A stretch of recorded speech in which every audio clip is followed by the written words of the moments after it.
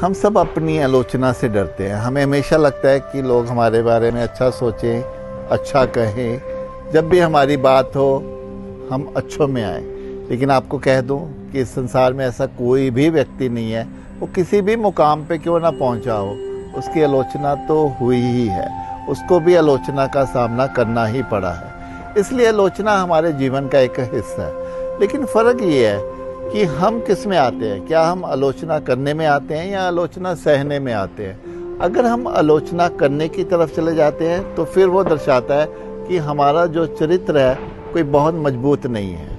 हम आज भी लोगों से उस शिकायतों से जुड़े हैं, यानी जीवन में हमने कुछ भी नहीं किया, हमने अपने बारे में अच्छा नहीं सोचा, तभी तो हम दूसरों की आलोचना करते हैं। क्योंकि दूसरों की आलोचना करके ही हमारे अहंकार को संतुष्टि मिलती है कि अगर हमने जीवन में कुछ नहीं किया तो दूसरे की टांग खींचना वो बेटर है, उससे हमारा अहंकार मजबूत होता है। इसीलिए हमें अगर आलोचना करते हैं तो हमें उसको बिल्कुल बंद करना पड़ेगा। अब बात आ गई आलोचना सहने की। अगर कोई दूसरी हमारी आलोचना करता है तो घबराए मत, क्योंकि आलोचना हमेशा ही जो जिंदा दिल इंसान है, जो अच्छे से जीवन जी रहा है, जो जीवन में कुछ कर रहा है, उनकी ही होती है। जो मर जाते हैं उनकी कोई आलोचना नहीं करता, उनको उनके सहारे पे छोड़ देते हैं।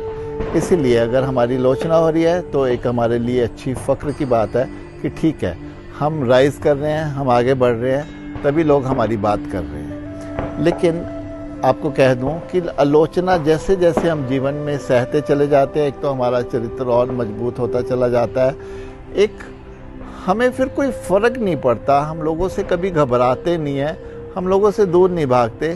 तो वो उससे हमारा एक जो संपर्क है वो एक लोगों से के मोह से छूटकर ईश्वर के साथ कनेक्ट होना शुरू हो जाता है।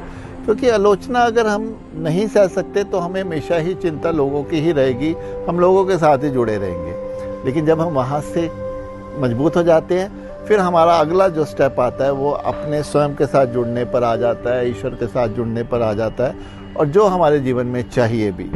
इसलिए आलोचना जब भी हो, घबराए नहीं, उसको होने दें। बिल्कुल मुस्कुराकर एक अच्छे अपने एक मजबूत इरादों को अपना उस समय दर्शाने की ज़रूरत है।